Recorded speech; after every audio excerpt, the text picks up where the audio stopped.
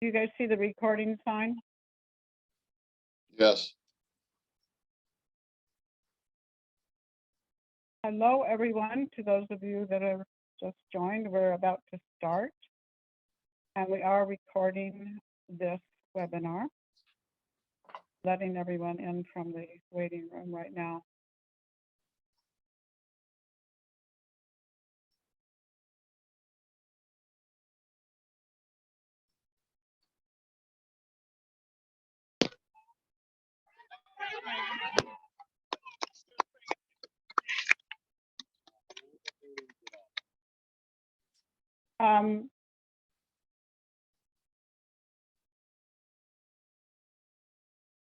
Mike, I'll wait just about one more minute and then Yeah, no start. problem. If you could, just I'm keep letting looking. people in. I'll mute anybody that doesn't need to be muted or unmuted.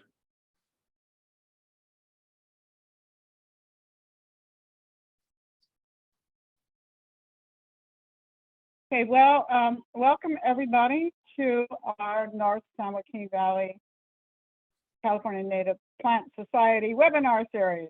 This is our 7th event. Of course, today is Monday, April 10th. And our speaker is Charlie Russell, who's a member of 2 chapters. And probably most of you know, those of you that are CNPS members, is that you can actually be a member of 2 chapters. So he's a member of the Sacramento Valley chapter and the new Stebbins/Yolo-Calusa chapter, which was just formed about 6 months ago. So Charlie's topic is vernal pools of the Central Valley, and he just went to look at them in the last day or so. So he has all of the up-to-date information. So this should be really exciting.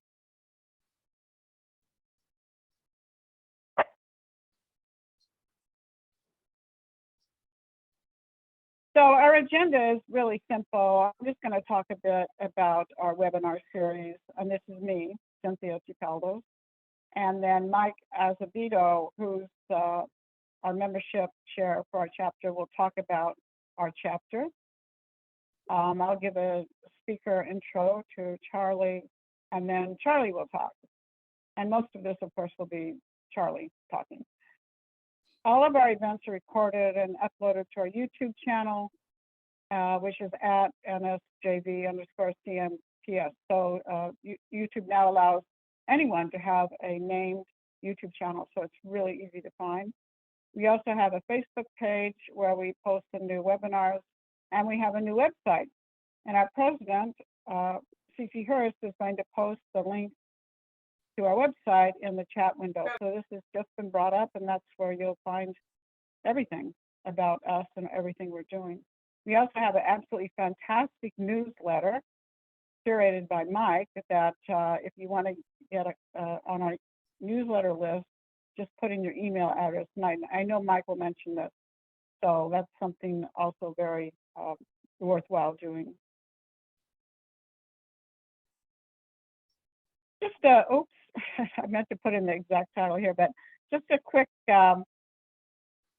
overview of all of our past webinars. I'm not going to go through them all, but we've had quite a few. They're really a mix of different things about gardening and inspirational outings, places to go, basic botany. And then the last one last month was floral displays with native plants, which was quite interesting for those of you that have a lot of flowers and native plants in your garden and have always wondered or have want to make floral displays. And what I do every year is I have a lot of wildflowers, and I just get a bunch of $5 vases from the estate sales, and I put in a whole bunch of wildflowers and give them to my friends. And all of these webinars are recorded and in our YouTube channel. So upcoming webinars, well, today, of course, is Vernal Pools of the Central Valley. May 8th will be the La Loma California Native Plant Garden in Modesto with Wanda Allen. This is Wanda's in our chapter, of course. And this garden is right here in Modesto. It's 2 acres. So she's going to give us all the information about that. It's in fantastic bloom right now. And very worth going to see. June 12th will be landscape design with California native plants, Jim Brugger, who's also a chapter member of ours and has an absolutely gorgeous native plant garden right here in the San Joaquin Valley. And he does a great job with designing. July 10th is Bryophyte Basics with Paul Siri Brown. This is one of the, well, the only right now virtual chapter in the CNPS. So this is a chapter of people across the state that are interested in bryophytes. And if you don't know what they are, you should come to this webinar. I didn't know what they are, and I'm looking forward to it. August 14th will be native plants of the San Luis National Wildlife Refuge. I'm trying to fix that. This is real-time repair. Complex and wildlife benefits. So this is a park ranger who's going to talk about the plants and also how they benefit the wildlife. And again, all of this stuff is available informationally and what I talk about here. Here's our YouTube channel. We've had 803 views so far, 89 subscribers, and all of the webinars are there. So this webinar series is something that we put together because we felt there's a lot of things in the San Joaquin Valley that are incredibly interesting that we wanted to share with people. It's typically the second Monday evening of each month.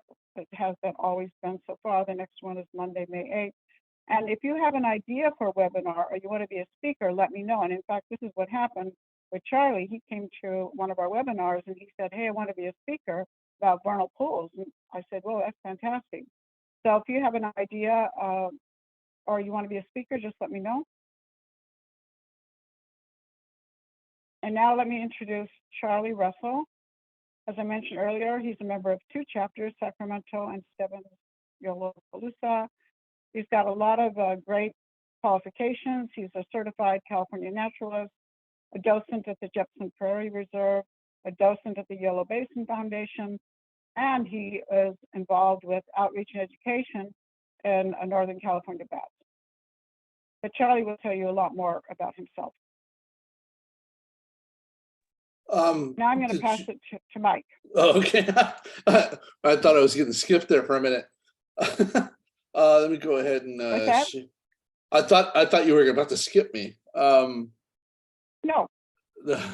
Well. Oh yeah, usually I do this right before the speaker. Sorry about that. I got confused. Yeah. All right. Can you see my screen? Yes. Okay, good deal. Hi, I wanted to give you an introduction to our chapter, which I do at the beginning of all of these webinars. The North San Joaquin Valley chapter of the California Native Plant Society. The California Native Plant Society is a statewide organization, and you can join it for the regular individual membership of $50 to receive Flora and Artemisia magazines, get benefits such as discounts at certain nurseries, sales and such, and the ability to join 2 different chapters of CNPS. You actually get to join 2 chapters. You could join North San Joaquin Valley chapter, us, and one other, such as Santa Clara Valley chapter, Sacramento chapter, or others. We hope you join us here for the North San Joaquin Valley chapter, and whichever other chapters you feel a kinship with. I said the membership was $50, but there are lower dues for people who have reduced incomes or higher membership levels for those who are able to help the organization more financially. It's a great cause. The regular membership link is right here, cnps.org/membership. Now, our third newsletter, the third edition of our newsletter was sent out in February. Volume 3 of the Oak Branch was sent to all of our members via email. This was our wildflower edition. We have articles on native wildflowers that you can find at Table Mountain and Red Hills. We also have a butterfly blog page and monthly field trips, among the other information on the webinar series and other events. Our 4th edition, our pollinator issue, goes out at the beginning of May. And I want to also point out that our website is up and running. Cece got it up and running, and she has posted the URL to check out our webpage. She's posted it in the chat, so be sure and check that out when you get a chance. Now, I want to point out that we intend to do everything by email. We recognize that there are some people who actually prefer US mail, and for those who are inconvenienced, we do apologize. But we don't have the financial or volunteer base to put the newsletter out that way. We've decided to save some trees and remain electronic. If this is truly a problem for you, let us know. But for one thing, I can tell you, nobody's actually gotten back to us and said that there was a problem. And the other thing you should know is that Cynthia and I are plugged into the statewide people, and they're talking about trying to do more to get lower our carbon footprint. And one of that is trying to get away from paper newsletters. So anyway, if you're on our list, you should have received it, our newsletter. But if you somehow got missed, let me know in chat. And to be put on our list, put your email. Just go ahead and send it directly to me in chat. Your email address, so I can send you I can go ahead and send you our newsletter, and I can start put you on our email list, so I can start sending you all of the monthly emails that I send out, which are basically telling you about all of our upcoming reminders for our upcoming events. To promote native plants around our region, and our best way of doing this is to keep native plants on everyone's minds through events and presentations and gardening. So we want to keep those of you who haven't joined the statewide organization in the loop, so that perhaps you can join us for an event or two, and to remind you that we are here, because that's, after all, our mission. Our mission isn't to make money. Our mission is to spread the word about native plants. And by the way, our next field trip is this Saturday at Table Mountain, and it promises to be beautiful. Cece is leading this, and she has been collaborating with the local Audubon Society and Sierra Club chapters. So bring your binoculars, because this is an event for nature lovers. And then in May, our Mother's Day nature walk to Red Hills. We have more field trips coming, including one that I'm excited about for to learn about the meadows of Yosemite. And we'll also be working closely with up and coming revamped Sierra Foothills chapter, which will also be holding events, some of which will actually be either exciting trips in the Sierras or even some that are taking place closer to us. We're looking forward to collaborating with them. And speaking of collaborating, we also have good connections with local Audubon Society chapters, as well as the local Sierra Club chapters. And the Yokuts chapter of the Sierra Club has a very relevant presentation in person coming up in Modesto in May. These are and more will be featured in our May newsletter. If you are interested in the Table Mountain hike this Saturday, you can RSVP Cece at cnps.nsj@gmail.com. She's in the audience, so you can also find, so she's down, yeah, Cece. Just find Cece Hurst Hart, and you can go ahead and direct message her and tell her that you're interested, and she can tell you all about it. So why care about native plants? Well, we're finding out more and more each day about the true need to restore our environment as much as we can. The man who has been trying to explain the need for native plants with the most eloquence has been Doug Ptolemy, a professor from Delaware. He's written 3 books on the subject, actually I think 4, all of which circle around the theme that we have been damaging the environment dramatically, but there is hope in native plants. 95% of all birds feed insects to their young. Caterpillars are an important component of that diet, and caterpillars cannot live on non-native plants with very few exceptions. Native plants are critical to the ecosystem in our backyards. With no native plants, and that is a devastatingly high percentage of them, are ecological dead zones. Planting native plants in our yard helps moths, butterflies, native bees, and other pollinators. Therefore, birds, and the web goes on and on. Our cities need not to be devoid of butterflies, moths, and native bees. For more information about this, you can watch a 1-hour video that knocked me over like a brick. Now, this is a talk sponsored by our local Audubon chapters just this past January. I'll go ahead and put this URL for this YouTube video. It's about an hour, but it's really important. And if you haven't seen him talk, it's important. It's a very important message that I hope everybody does. I'll go ahead and put it in the chat. And this time I mean it because I think last month I said I would and I didn't. So if I forget, make sure and remind me. And then with that, I'm going to turn it back over to Cynthia. And I will be in chat for those with questions or comments.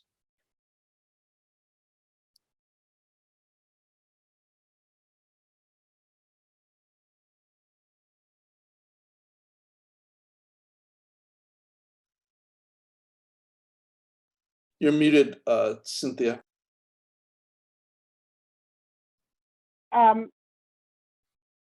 So yeah, so I already introduced Charlie. So here's his intro slide, and I'm just going to pass it right to him.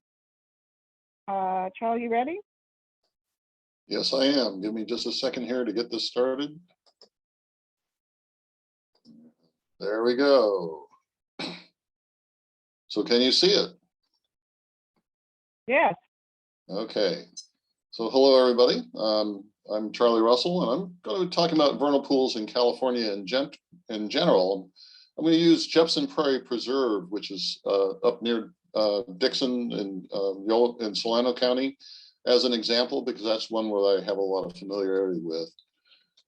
And okay, one little technical difficulty here. Excuse me just a second. There we go. So I don't have to introduce myself because Cynthia's done a good job. I do work with Jepson Prairie as a docent. I'm in charge of training docents there. And essentially I'm a serial volunteer, which is a problem sometimes. I have a web page where I post my photos. I have an interest in nature photography. I have a Facebook page, and I'm on Instagram, and I'll show these web addresses again at the end of the talk. So Jepson Prairie Preserve is one of the best vernal pool habitats remaining in the Central Valley. It's about 10 miles south of Dixon on Highway 113. It was originally purchased by the Nature Conservancy, transferred over to the Solano Land Trust because the Nature Conservancy thought it was too small of a property. It's part of the University of California Natural Reserve System. So a lot of research goes on there with researchers primarily from UC Davis. And we do have tours out there that are open to the public every Saturday and Sunday from mid-March through Mother's Day, starting at 10 o'clock. No reservations needed unless you are bringing a group of 10 people or more. So what is a vernal pool? If we were all in the room together, I'd ask for people to raise their hands and say how many know what a vernal pool is, but we'll go ahead and zoom on past that. Basic definition of a vernal pool is it's a puddle of water that dries up in the summer. But that's a little bit too simplistic. A vernal pool is going to be a pool of water that's fed pretty much only by precipitation, and it doesn't last year round. If you have a stream or a spring or something like this, it's some other type of wetland. And vernal pools can be found in many places around the world. So there's a vernal pool in Finland. We do not consider the moose a vernal pool animal, but there it is. Here's some vernal pools found in Maine and Massachusetts. And vernal pools around the world are known for a high diversity of animal life, such as amphibians, frogs and salamanders and things like that. But California vernal pools are very different. If we're looking at California, we have a very high diversity of plants that live in vernal pools. And this is what makes us fairly unique compared to other parts of the world. So a better definition from the standpoint of the vernal pools we have in California, they're a seasonal wetland fed by precipitation, found in areas where you have Mediterranean climates, a mild, wet winter followed by hot, dry summers.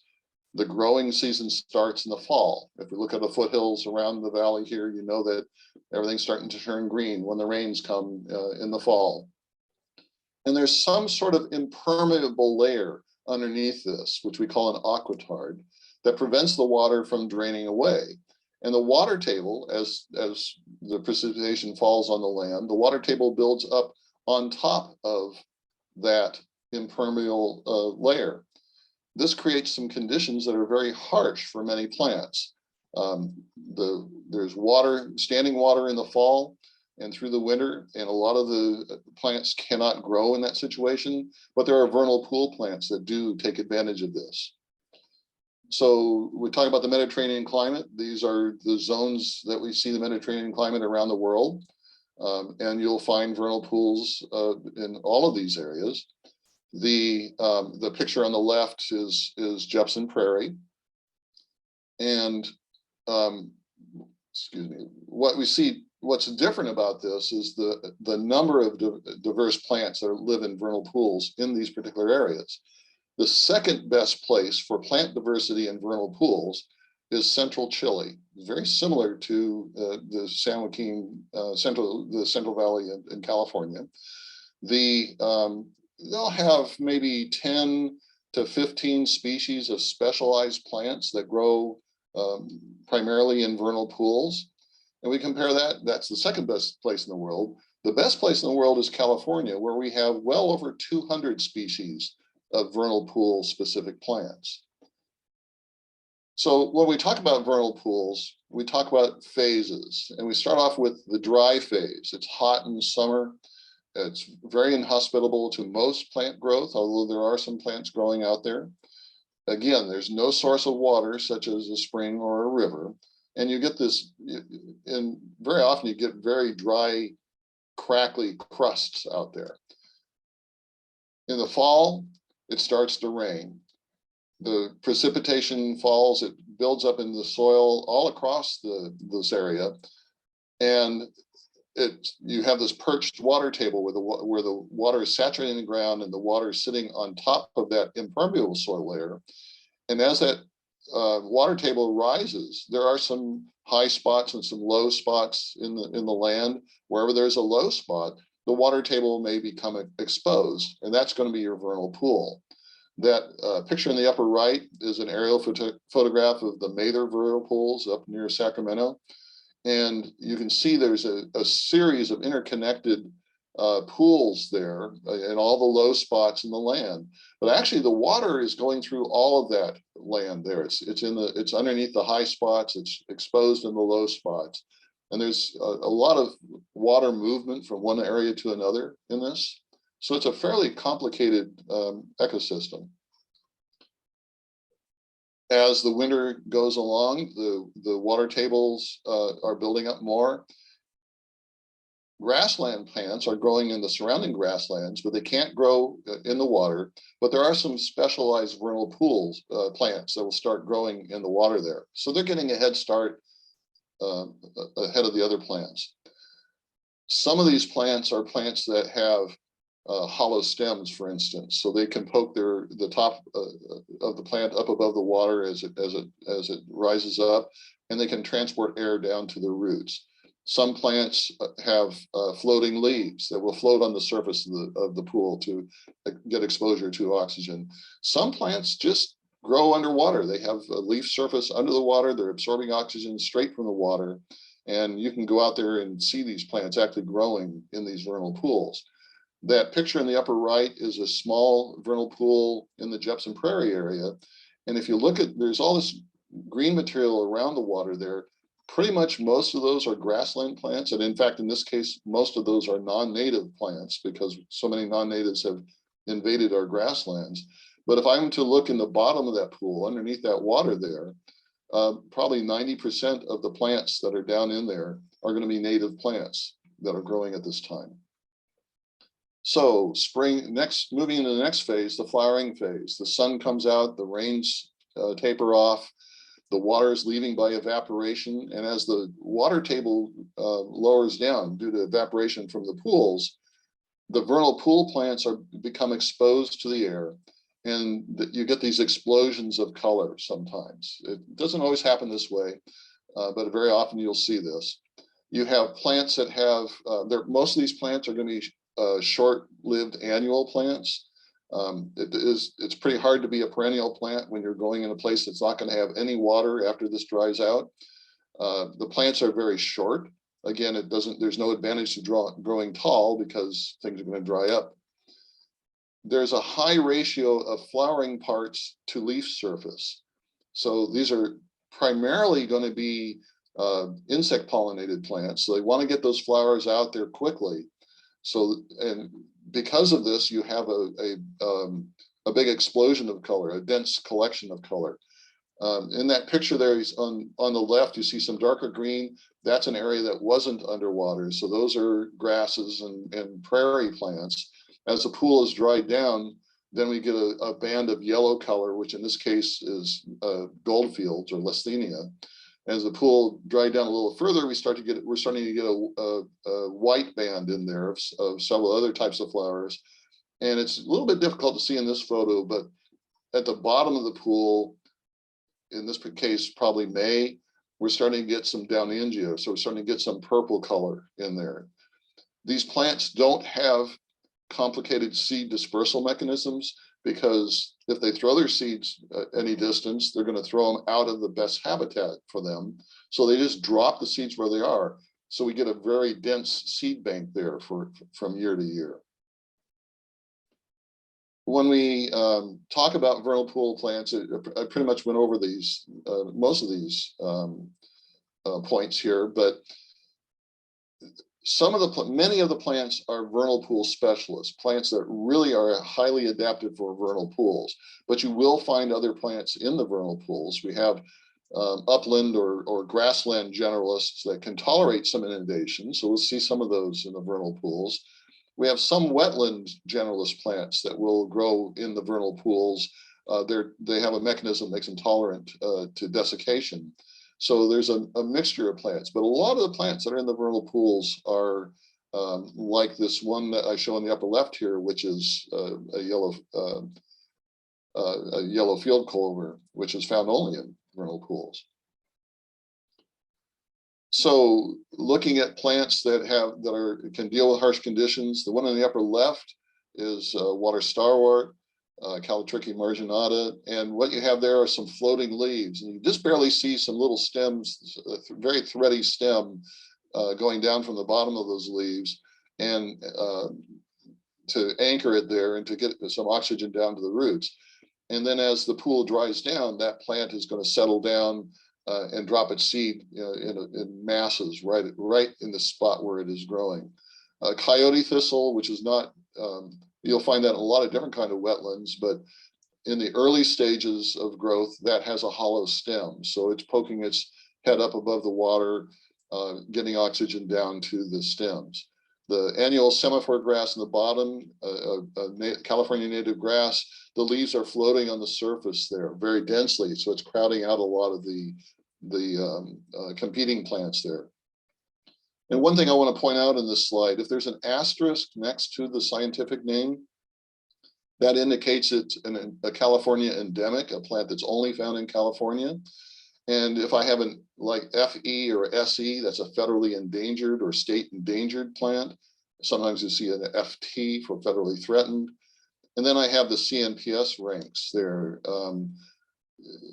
I don't want to go through the whole rigmarole of explaining what the CNPS rankings are, but essentially a 1B1 would be the rarest of the plants by the California Native Plant Society. As far as plants in California, a 1A is a plant that nobody can find anymore, that's probably extinct, or at least not found in California any longer.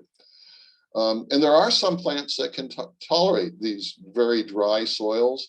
The Solano grass there, which was originally discovered in Jepson Prairie and currently only exists in 3 vernal pools in Yolo and Solano counties, is something that's starting to flower usually around July out there when it's very, very dry. So a plant that's adapted to handling the very dry conditions that you have out there. So a few pictures of Jepson Prairie. This is at Jepson Prairie, the difference in height between the top and between the shoulder of the pool and the bottom of the pool is not very pronounced. So we get these swaths of color, where in some other areas you may get deeper pools that kind of give a bullseye effect.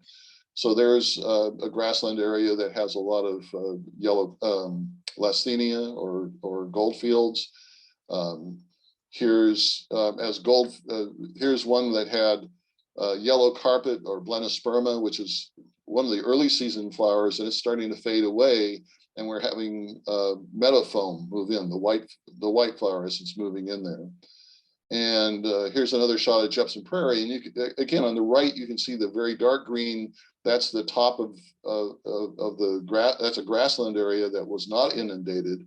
And then you have the high shoulder where the yellow is, and that's going to be primarily gold fields. And then in the bottom of the pool, we're getting some lighter yellow colored flowers that are coming in later in the season as that pool is dried down. And here's another one. We have, again, in transition, you got a lot of grasses around it, but in the low spot here, there's gold fields, which is starting to fade out. And later in the season, the Downingia is moving in. And so probably a week after this photo was taken, that entire pool was all solid blue. Sometimes it looks from a distance, you think there's some standing water there, but it's just a massive Downingia.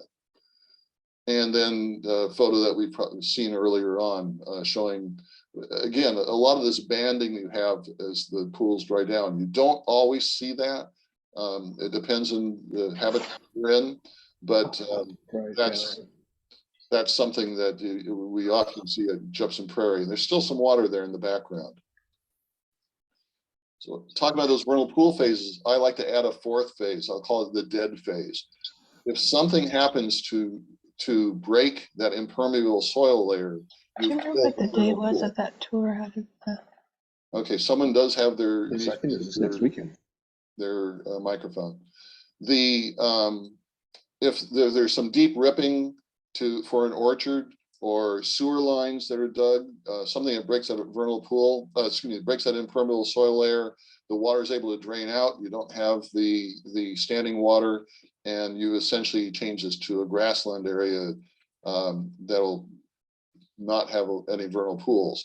There's an area near Mather, Mather Air Force Base, with beautiful acres and acres of vernal pools, and they dug a sewer line diagonally across the vernal pool areas. And if you look at aerial shots of that, you can see this big dead stripe that goes right through the middle of this, where they broke the vernal pools. So vernal pools regions in California. Now, I don't want to give the idea that all of these areas are covered with vernal pools, but these are areas where we're examining for vernal pools, and we've given them different types of names. And you'll find that vernal pools can be found throughout California. We don't see a lot of them up in the very upper northwest, where it just doesn't get hot and dry enough in the summer. It's wet very often throughout the year. And we don't see them down in the desert areas or on the eastern side of the Sierras very much, the lower Sierras, where you don't have enough precipitation really to get a lot of good development of vernal pools. But they're found throughout California. So some people studied the soil types that go into vernal pools, and this is a little bit of a generalization because there's many different types of soils that are involved with vernal pools, but we kind of break them down into three groups. And if you look at this map, this would be an estimate based on aerial photography and soil sampling and a variety of different ways of studying the soils of the Central Valley area before the European settlers came to California. So the darker orange are soils that are acidic soils, what we call a hard pan, soils that come down from the Sierras. They're a iron and silica mixture that gets very, very hard. A long time ago, when people were trying to break through this to plant orchards, they had to use dynamite to break through this. It's like a layer of rock. You find those primarily along the Sierras or up in Northern California. The lighter tan color are clay pan pools. So this is a clay layer where the soils have washed down from the sandstone types of rocks found in the coastal range. And where these soils have formed, you have the very, very fine particles. When they get a little bit damp, they lock together and they form this barrier where water can't go through. We have a sample area that we look at when we're demonstrating to our new docents. And we dig a hole, and in February, we'll dig down a foot or so, and the water is just, the soil is saturated with water. You hit that clay pan and you dig a little bit further through that clay pan. Underneath that clay pan, it is bone dry, even though there's standing water on top of it. Now, we also have volcanic mud flows. A lot of those tend to be up near like Chico and upper northwest, northeast. They don't show on this map. They're included in the hard pan. And we're figuring that there is roughly 5 million acres of vernal pool habitat through the Central Valley before the European settlers came in. This is looking at a little bit more recent data around 2007 and thereabouts. What we're showing here is that at that time, we were estimating about only 20% of the land that was hard pans still remain, and only about 10% of the clay pan areas still remain. And I can tell you that those numbers are much lower now since that study was done, because there are acres and acres of new houses and new farms that are being developed on lands that we consider to be vernal pools. Now, one of the things I want to point out, I'm looking at the same data here with just a little bit of a different analysis. What are those lands, those few 5 to 10% remaining lands? What lands are under protection or not? The blue are lands that are in some sort of, vernal pool lands are in some sort of protection, like a wildlife reserve or a land conservancy of some sort, or a national park, anything along that line. The red are in areas that are not protected. And I'm using protected with quotes around it, because some of these areas aren't being managed for vernal pools. That very large blue glob in the San Joaquin area is the San Luis wildlife area, as an example. It's being managed primarily for migratory birds, not so much for vernal pools. So there's a great risk of losing this very, very special type of habitat in California. So looking at Jepson Prairie, we're a clay pan one, which is going to be similar to what you see on the along the west side of the valley. The soil tends to be very alkali. Your soils that are on the eastern side, along the Sierra, tend to be acidic, so you get a little bit different collection of plants between the east side and the west side. We have two types of pools on your clay pan ones. You have a clear water type of pool. The two photos on the right are a photo of the same spot in one of the upland areas. That water is very clear. You can see the bottom of the pool, and you get certain types of animals and plants that live in there.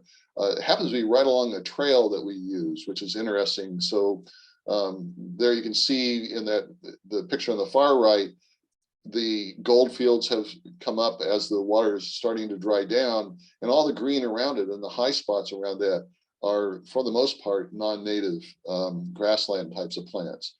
The other pool we have, which shows on the left, we have a very large pool we call a playa pool.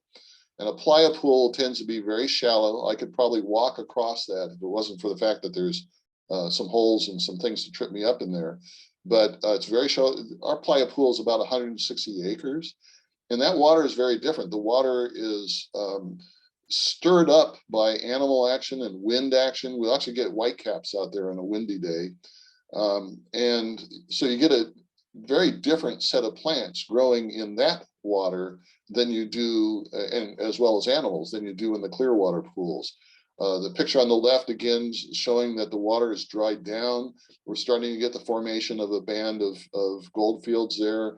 The area on the left that's green, about a week or so after this, it'll start to show up bright white with popcorn flower and some other plants. Vernal pools are good bird habitats, especially the ones we have on the west side of the valley where you can have these large playa pools. We get pelicans there, a lot of shorebirds like the avocet, ducks of various types, egrets. The geese are not my favorite one to see there, just because geese, if you get a big flock of geese out there, they can be pretty hard on your environment, because geese grab the plant and pull and twist. So they essentially pull the plants up by the roots. And if the geese settle there for a long time, it can be detrimental to the plant life out there. But usually there's enough water in the areas around the pool that we don't have to worry about that. Okay, there's my clicker.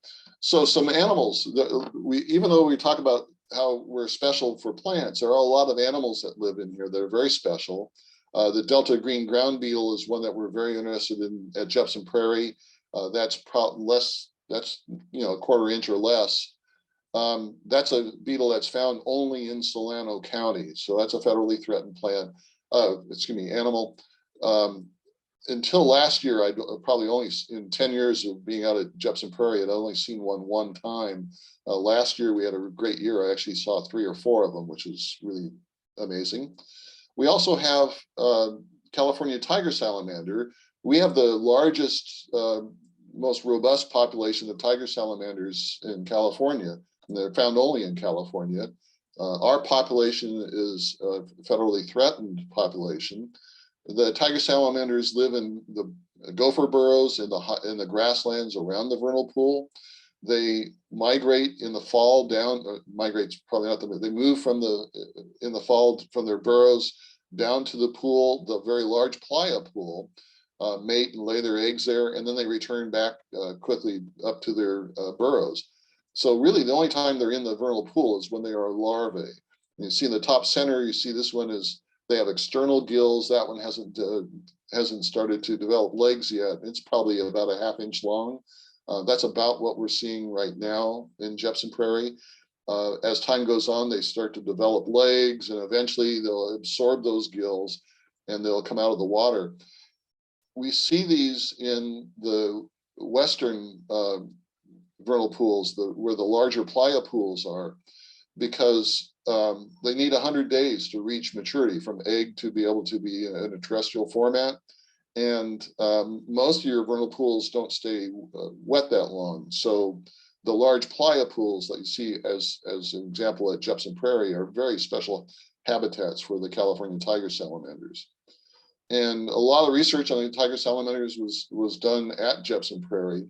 And it may not show up too well. There's a tan spot in the middle of that that shows Olcott Lake. And Olcott Lake is our large 160-acre vernal pool. The green outline is the outline for Jepson Prairie. It's about 1,600 acres. There are vernal pools just outside of our property that are in other types of conservancies. And you may notice there's some little red dots in arrays that go off to towards the northeast. They put essentially traps to catch the tiger salamanders in this array leading out from the vernal pool. And they were able to identify individual salamanders by using facial recognition software to look at their unique pattern, that each one of them, the pattern of spots. So they're able to see to track the movement of individual salamanders. This was very important because before this research was done, it was thought that to protect the vernal pools, you have to put a fence around the vernal pool. What we understand now is that the upland areas, the grassland areas around the vernal pools are very important, because some of these tiger salamanders, which they're all living in burrows out there in the uplands, some of them move as far as 1 mile to 1.5 miles away from the vernal pool to find the proper type of burrow for them. So now when we talk about protecting vernal pools, they're talking about putting at least 500 meters out, hopefully 1,000 meters out to protect the various types of animals that you'll see out there. We also have crustaceans, rare crustaceans. In our case, we have the vernal pool tadpole shrimp, Lepidurus packardii. It's federally endangered and found only in California. And on the right, I have, on the upper right is a male, and the lower right is a female conservation fairy shrimp. That particular fairy shrimp is found in a number of vernal pools in California, but it was originally discovered and identified at Jepson Prairie. And a different type of vernal pool fairy shrimp we don't see as often in our area, but is found in other vernal pools, the vernal pool fairy shrimp. And these are really interesting animals. They need vernal pools because, again, a vernal pool is going to be dry in the summer, so we don't have fish. And fish are really good predators for these types of crustaceans. So vernal pools are a very important habitat for these types of animals. Vernal pool tadpole shrimp, we find there have been fossil records of these animals since before spinal cords were ever developed. And they were found all throughout wetlands. But once animals started to develop spinal cords, and then you had fish with spinal cords, the fish moved into these areas and were really good predators for these animals. So they tend now to only exist in these isolated places where you don't normally see fish. I'd like to be the person that did some studies on this. If you look at the two females in the bottom, you can see some little dots in there, and those are cysts, which are, they're not quite eggs, they're a step past eggs. Each of those cysts will consist of several thousand cells, where an egg is just going to be a single cell. When the pool dries up, those cysts will fall to the bottom of the pool, and it gets very, very dry out there, and these cysts will dry out much less than 10% water content. And we usually think that 10% is the limit for sustaining life.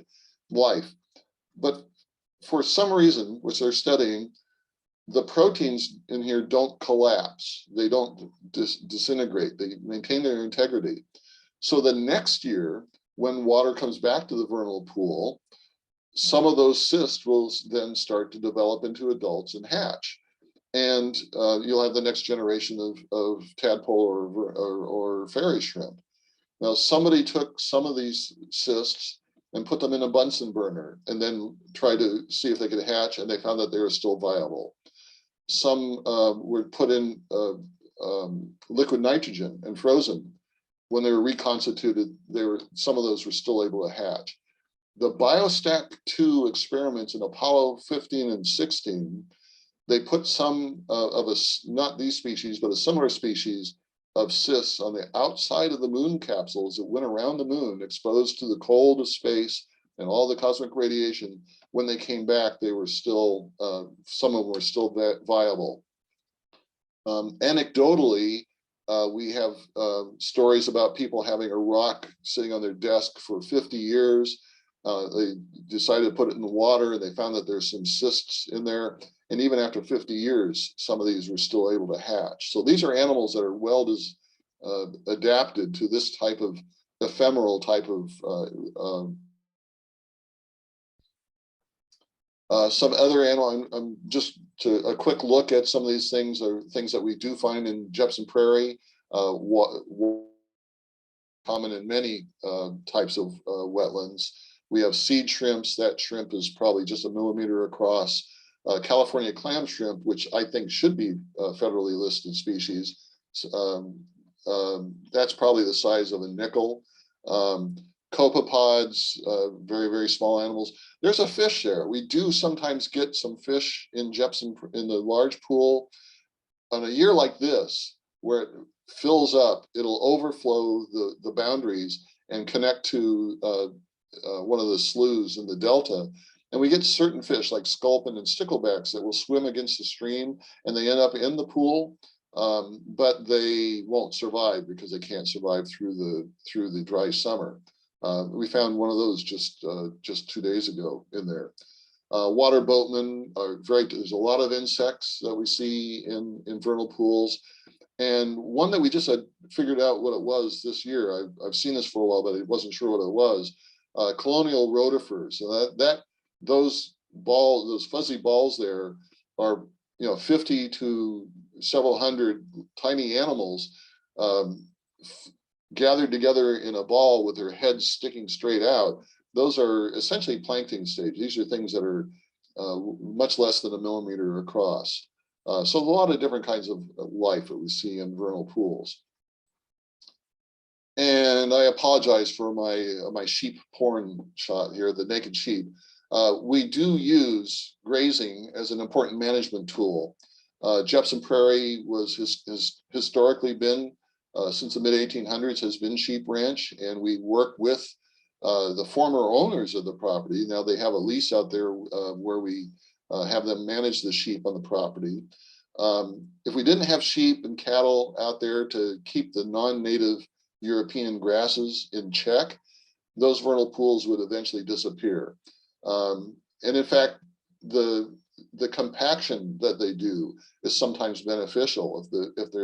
If you have grasses out there and you don't have the animals on it, the soil starts to build up material, and it gets kind of fluffy, and it doesn't, the water doesn't move as much. You don't get the same type of water conditions, and the vernal pools eventually disappear. So we primarily use sheep because sheep are very easy to manage in an area where we're having public tours at different times. Cattle would be a little bit better in some regards because cows eat grass. Sheep will eat even the forbs as well, unless we manage them properly. But cows are pretty darn good. But the problem with cows is that they will punch holes if we in the pool bottom if we get in there when it's too wet. So it's a little bit more difficult. One of the prior times I gave this presentation, someone said, well, what about tule elk or pronghorn, things that are the native grazers that are out here? The problem with animals like that is you can't put as many of them on the property as you would. So it's much more difficult to get to decrease the load of non-native plants out there.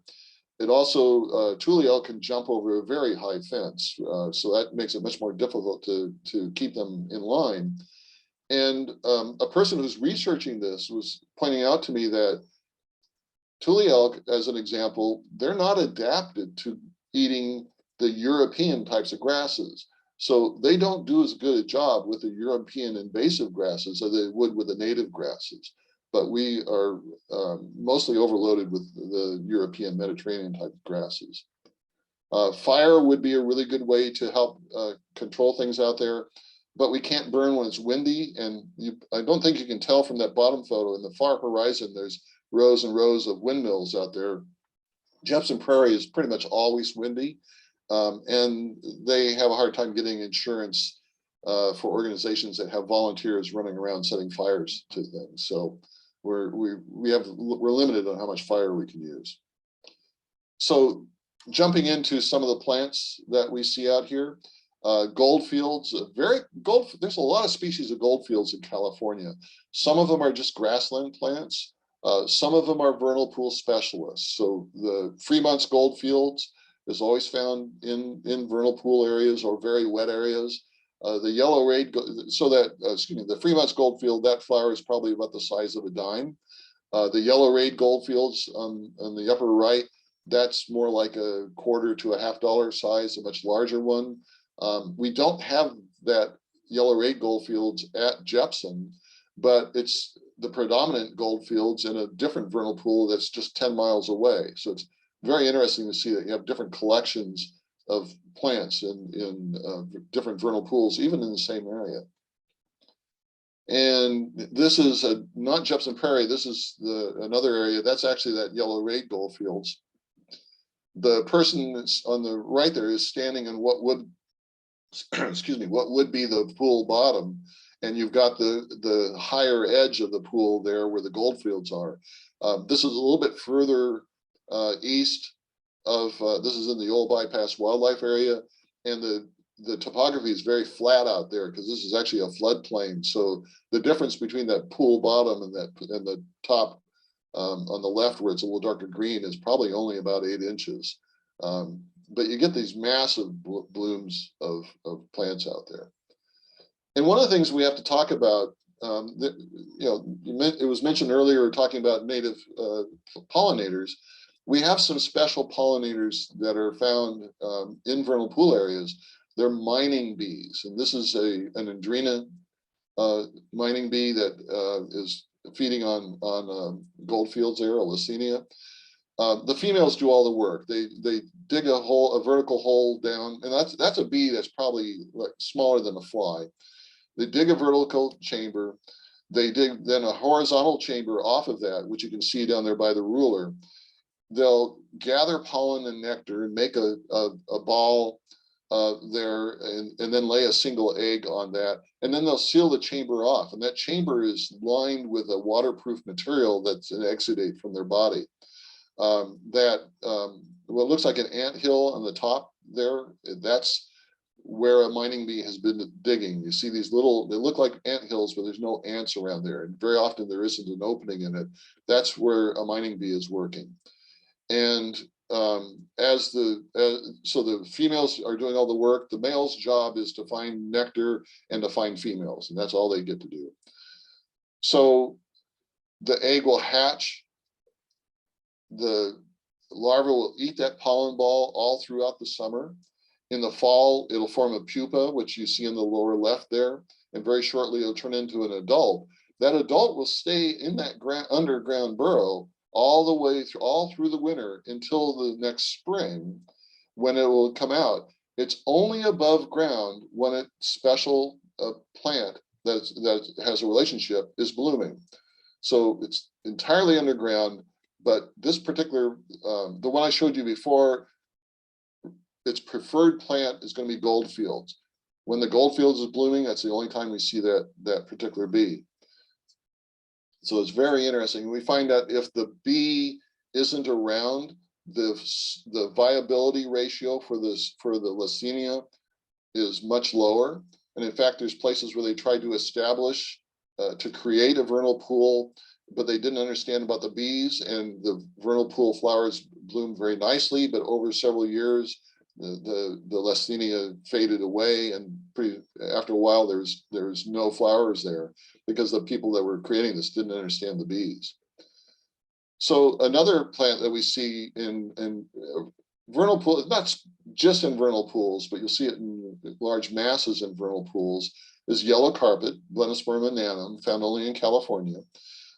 Interesting plant. That flower is going to be about the size of a nickel, maybe a little larger. And it's interesting because it has white pollen. You don't see white pollen that often. And we get, this is an earlier season one. It comes out before the goldfields. Right now in Jepson Prairie, it's starting to fade away. It's at the end of its cycle as the goldfields is coming in. And you may notice I have a picture of a bee down there in the lower left. It has a different species of mining bee that is specific to this particular plant. It's only above ground when this plant is blooming. And it has a different blooming season than the Leucaena that I showed you before. So a different type of plant. That bee will go to other types of plants, but it's not as successful unless it can find this particular plant. Another plant you see, now this is not limited to vernal pools. You'll see this in a lot of different types of wetlands, but vernal pools is a really great place for it. Meadow foam. If you get a big swath of meadow foam, it looks like someone sprayed a fire extinguisher across the ground. The one in the upper left, the rosy limnanthes, is the one that we primarily have at Jepson Prairie. Limnanthes alba on the right there is one that you tend to see more on the eastern side of the valley. And the picture in the lower right, that's a vernal pool at Jepson where the meadow foam is starting to come in after the yellow carpet. The yellow carpet was there first, it's starting to fade out, and the meadow foam is starting to expand. We're just starting to see the meadow foam come in at Jepson Prairie. And you may notice in the lower left, there's a picture of a bee. There's a third species, a different species of mining bee that is specific to meadow foam. If that bee's around, the meadow foam does well. If the meadow foam's around, the bee does well. It's still a mining bee, same type of life cycle. It's only above ground when the meadow foam's blooming. Downengia, I could probably talk a whole hour on Downengia. It's one of my favorite taxa. We have all these different species of Downengia at Jepson Prairie. Many times you'll see just one or two species at a particular area. We're really lucky to have all these different ones. Sometimes it can be a little bit difficult to tell them apart. The white one in the center, that flower is probably only about 2 millimeters across at the most. It's dwarf Downengia. It has a CNPS rank of 2B2, which means it's found in different parts of the world. It's rare, fairly rare in California. The only other place that this plant exists is in the Central Valley of Chile. So that's an interesting study to see why is that plant just in those two particular places. We don't see a lot of the flat-faced Downengia. I see more of that in other pools nearby. And in fact, and most of these flowers are going to be the size of a nickel, maybe up to the flat face, maybe up to the size of a quarter sometimes. And this next picture, that's a massive stand of flat-faced Downengia pulchella, in the Yola Bypass Wildlife Area, which is not traditionally thought of as a vernal pool, but it's functionally like a vernal pool. It has a clay layer under it. Usually the water that's out there in this particular area is there seasonally. The water is brought in at certain times of year to provide shorebird habitat, but then it's allowed to go dry in the summer. Sometimes, like this year, this is an area that floods from river overflow. And I believe that the management practices they do out there, they grade this area very heavily to get it just the right depth for the shorebirds. And that has spread the seed of this around to this area. So there are acres and acres of these Downengia out there. The first time I saw this, my wife and I were driving down the elevated causeway, Highway 80 there, which looks down on this. We thought there was a puddle of water out there. It looked like it was sky blue, but it was, in fact, it was masses of this flower out there. Some other plants, these are more plants that you'll see in the summer that are very drought tolerant. The one in the center, alkali heath, you'll see that in a lot of alkali flats. It's not just going to be in vernal pools. Very alkali tolerant. And in fact, very often when you see this plant, it is crusted with salt crystals because it's trying to deal with this very, very salty soil. So it exudes the salt out of to the surface to try to create conditions where it can grow. The Calusa grass and the Solano grass, I mentioned the Solano grass earlier. It's found only in 3 pools, one in Yolo County and 2 in Solano County. It was discovered originally at Jepson Prairie. The scientists got very excited about this and collected specimens. And this is several decades ago when we really didn't understand how to do proper collections. They collected it out of existence. We thought it was thought to be extinct until they found a population of it in a military site just south of Davis, attached to the McClellan Air Force Base organization.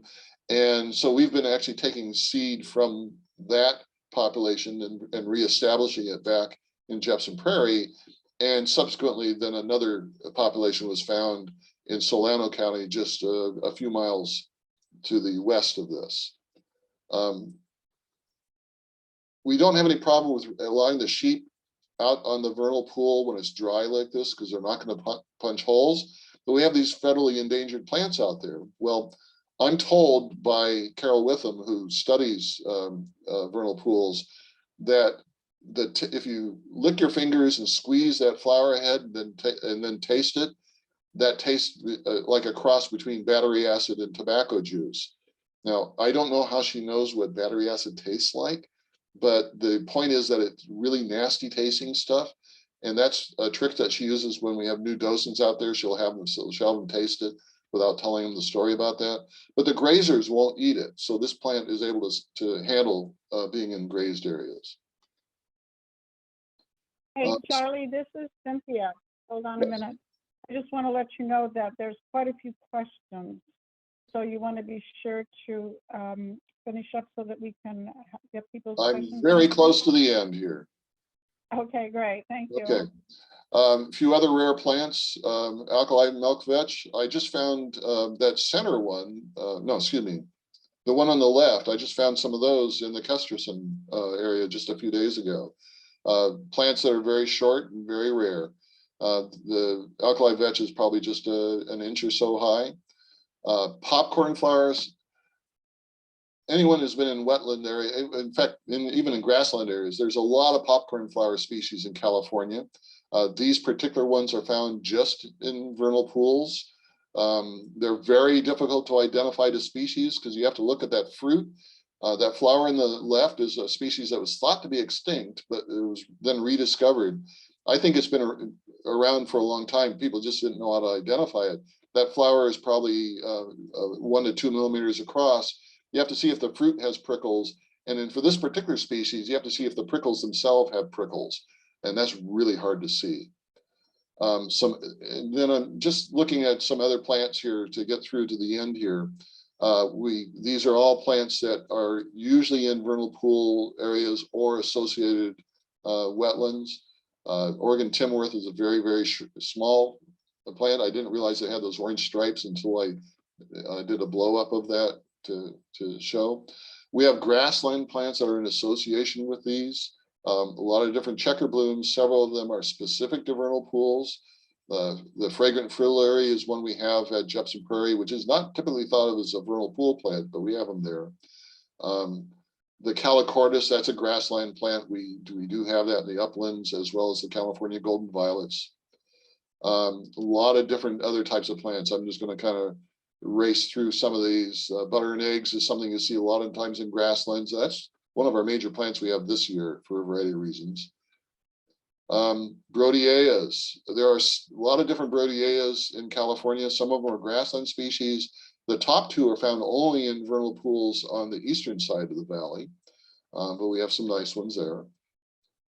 The tricolored monkey flower, I just found that at an example of that at UC Merced vernal pools just a few days ago. One of my favorite common names for a plant, turkey tangle fog fruit, which is actually a good ground cover.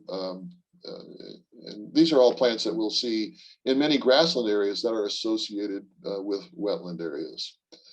So just a real quick look, there are vernal pools that you can visit. Some of them you can visit at any time. The ones that are marked with stars are ones that are open to the public all the time. The ones marked with a balloon are ones that you would have to have special permission or an open house or some sort of activity like this. There are some, UC Merced and the grasslands, Great Valley Grassland State Park, or the Kesterson unit of the San Luis wildlife area are open anytime if you can find where they are. So that, again, they're found all the way up there in Oroville. We have North Table Mountain, which is considered to be vernal pool area. So there's a lot of different ones here. And if someone wants some information on this, you'll see my email address later on, and we'll be able to, I can give you some tips on where to find these places. And just to throw this in, like I said, a few days ago, last Friday, I visited both the Kesterson unit of the San Luis National Wildlife Refuge. I did find that astragalus tenor, which is a very, very rare plant at that place, but I would say right now it's not a good time to visit. It's mostly mud because it's right alongside the San Joaquin River, which flooded this year. And so that area is way behind. It should be at its prime right now, but it's very far behind. The pictures on the right, that's UC Merced vernal pools. Those vernal pools are immediately adjacent to the campus. And that picture in the lower part there shows a drying vernal pool with there's water in the front with a ring of meadowfoam around it. That white that's in the background is just a swath, solid meadowfoam out there with mostly gold fields in between there. And with that, a reminder that we do have guided tours at Jepson Prairie. You can go out there at any time you want to, but you'll see a lot more. There's only portions of Jepson Prairie that are open to the public. They happen right now to be the parts where the flowers are the best. But docents can take you into any part of the reserve if there's a better place to see flowers. And there's my contact information. And with that, Cynthia, that's 3 minutes. So there you go. I'm going to go ahead and handle the questions, but I just wish that there was more time. You know. Yeah, I usually do an hour and a half presentation. Right. So. Well, it's you know, it's almost like I wish we could bring it back. Unfortunately, we had to kind of rush through this one. But I do have a bunch of questions to get to, and I know that anyway, from way back at the beginning, Suzanne asked, how far down typically is the aquitard? It depends on where you are. The aquitard at Jepson Prairie, in the upland parts, it's about a foot or so, maybe 2 feet at the most, below the highest portions. But when you're on a tour, you go down to the edge of the lake and you're actually walking on the aquitard. So it's exposed to the air as the pool dries down. If you go to the pools that are on the eastern side of the Central Valley, there tends to be more elevation difference between the high and the low spots. The aquitard could be down several feet, but that's unusual. Usually it's fairly close because, again, you have to have it has to be shallow enough so that when the water builds up on top of it, some of the pools are exposed. Cool. And then Isabella asked, for the coyote thistle, do the hollow stems of the aquatic phase continue during its dry phase? The plant does have a different appearance between the dry phase and the aquatic phase. So the leaves have a different shape. The hollow stem, I believe, is a little bit larger in the aquatic phase than in the dry phase. But to be honest with you, I don't collect those plants myself, so I haven't dissected them in the dry phase. Okay.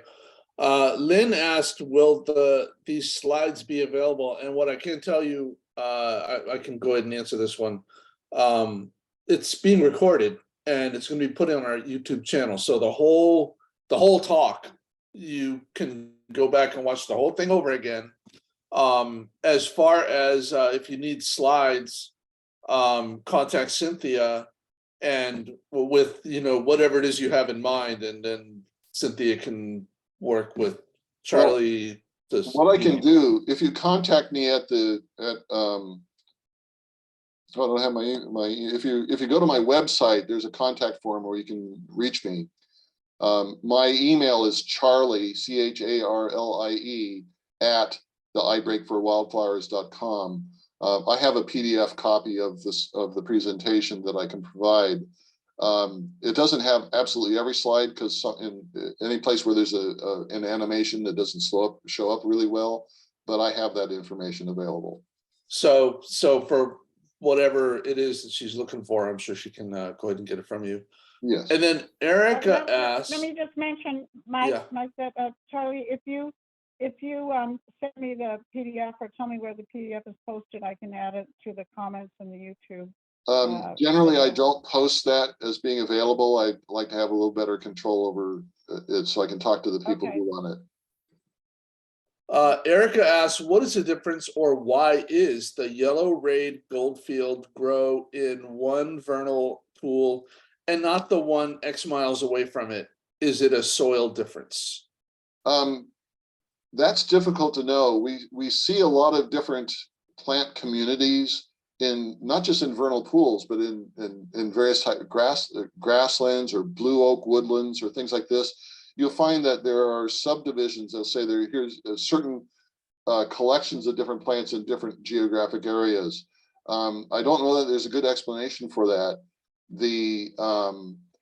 A lot of that stuff just hasn't been studied, but if you look into how communities of plants have been developed and assigned, you'll see that there are very often you'll find a collection of plants that grow together in certain areas. There isn't a lot of difference between the two locations. They're not that far apart from each other, but there is a little bit of a difference in the hydrologic cycle there, because one area is sometimes flooded by the overflow of the Sacramento River, where the other one is not. And I don't have a good answer, I guess, is probably the better answer.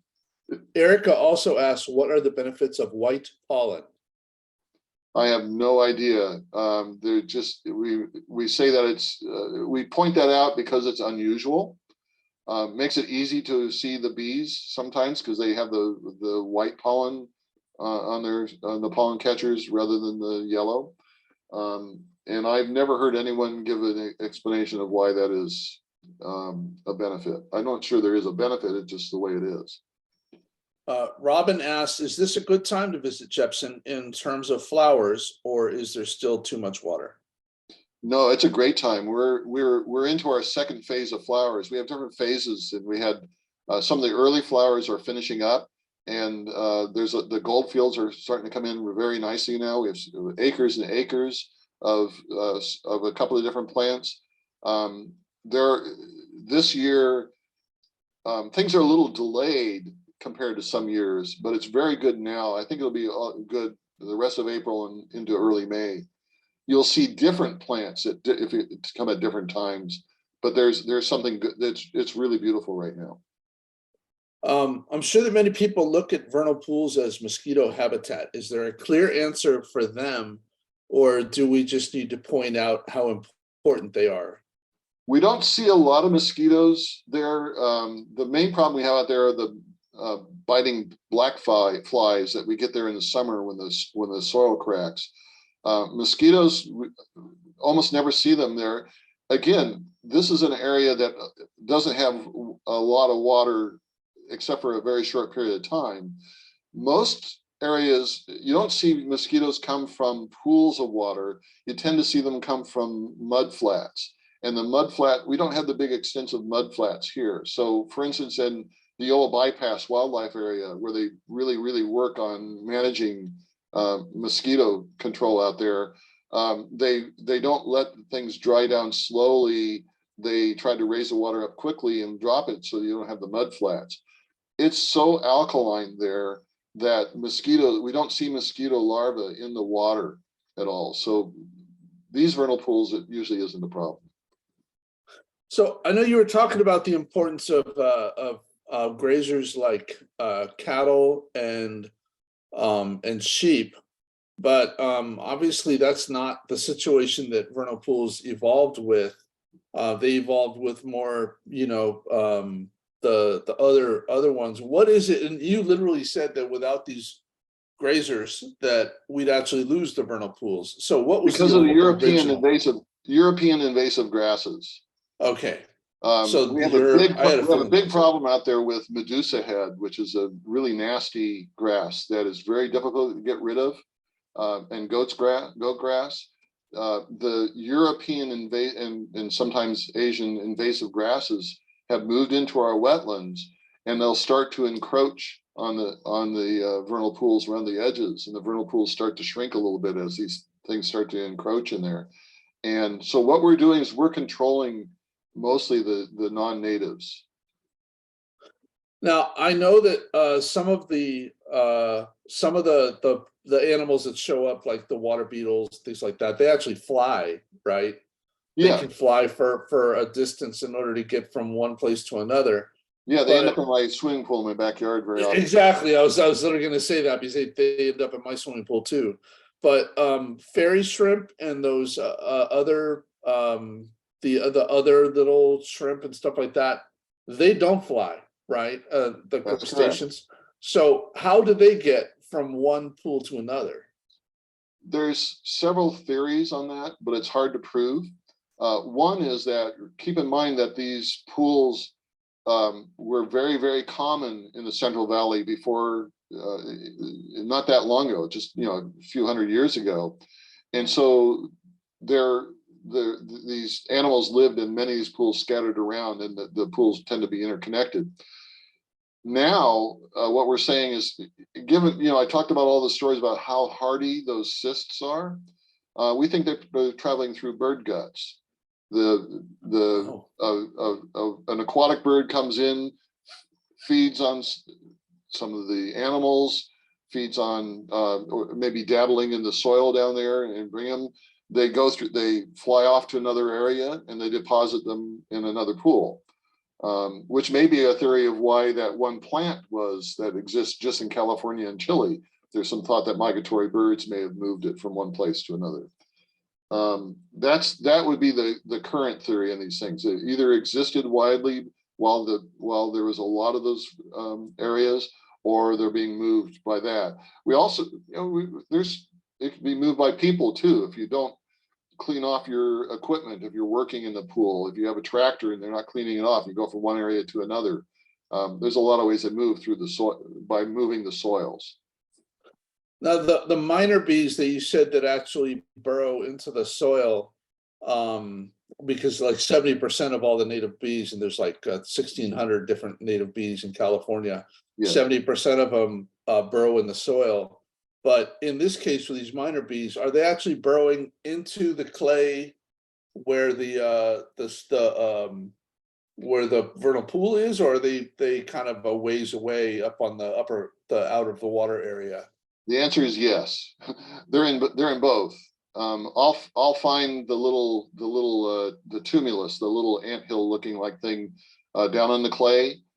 We find them up in the uplands. It's harder to do a survey for them in the upland areas because there's so much grass cover up there. So it's very hard to see them.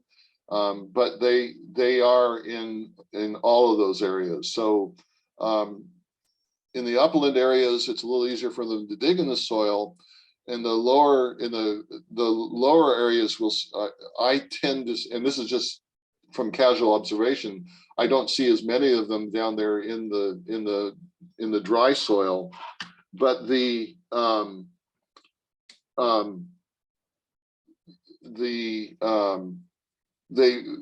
able to be in the areas that are inundated, which is down close to the pool, because they line those burrows or the chambers there with this waterproof material. And it's interesting because if we don't get a good, if we have a poor water year and we have a poor growth of those plants in a particular year, we don't see as many bees. Those bees can last for an entire year waiting for the right conditions before they come up. They've shown at least 2 years where the adult bee will be in that burrow waiting for the right conditions. Possibly longer. They just never run a study that goes longer. And then Erica has two related questions. One is, does a docent get to do the minor bee surveys? There aren't any formal surveys going on at this time because the person who discovered many of these things, and in fact named several of those species, passed away last year. Oh, wow. And then she also asked, when is your next docent training? Unfortunately, that may not be until 2 years. We tend not to do it every year. We usually do it every other year, and we did our docent training earlier this year. But it does depend on circumstances. If someone wants to be on the notification list, they can email me, and I keep track of people. Lynn asked, Charlie, what is the best way to reach you, through email or Facebook? Email is much easier for me to work with. Let's see. I mean, just a lot of nice thoughts that hopefully Cynthia will be able to just copy the meeting chat and send it to you, because there's a lot of compliments and well, I appreciate that. It's hard to keep me quiet about these things. I'm really excited about this. I don't know if we mentioned it, but my hobby is wildflower photography. So most of the pictures in this presentation are ones that I've taken myself. There's a few that I had to borrow. Do you ever go out and like give these talks and do these things on site in Jepson or anywhere? That's what we do. Well, that's what we do at Jepson Prairie. I'm one of the tour guides there very often. We also do we have college classes that come out there, several colleges, and we do those for free. We charge we ask a $5 donation per person on our public tours. We do tours for special groups. I'm doing I can't remember which chapter of CNPS I'm doing next Sunday. So we do group tours. For a special tour, we usually charge $10 a head and ask for a minimum of 10 people. But we can arrange those, although this year we're getting pretty scheduled. Where is the CNP? Where is that event happening? At Jepson. Oh, okay, all right, I don't even know where Jepson is, unfortunately. That's Dixon is on highway, it's near Davis, if you know where Davis is. Oh, okay, It's yeah, it's a little bit further west. You go to Dixon, which is further west on Highway 80. And if you go on Highway 113 south from Dixon, about 10 miles, that's where we are. I kind of glossed over that really quickly in one of the earlier slides. okay. And Robin posted some information on the Solano Land Trust a URL there. And I should point out that Cece said, well, she said something and then went right by it. Rhonda said, very informative talk. Thank you for sharing your experiences with this special habitat. I liked seeing the bee relationships with the specific flowers.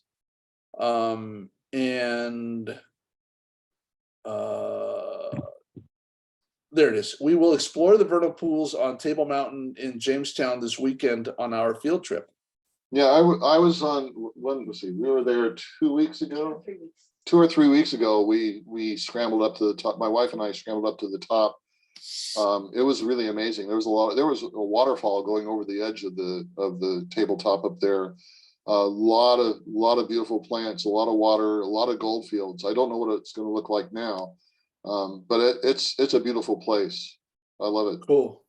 Thank you, Cynthia. I'm going to turn it back over to you.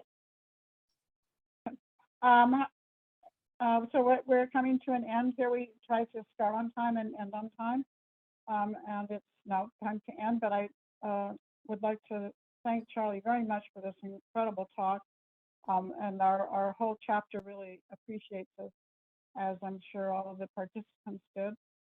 Of course, as we mentioned, this will be put onto YouTube soon. Just keep watching for our YouTube channel for the recording. I think that's it.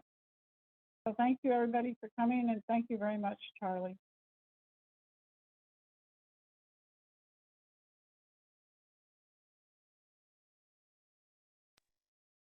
I don't. Did he already sign off? Looks like he did. I'm sorry. No, I'm Oh. here. I was looking at the chat thing and not paying attention to you. Yeah, Cynthia. It was my pleasure. I enjoyed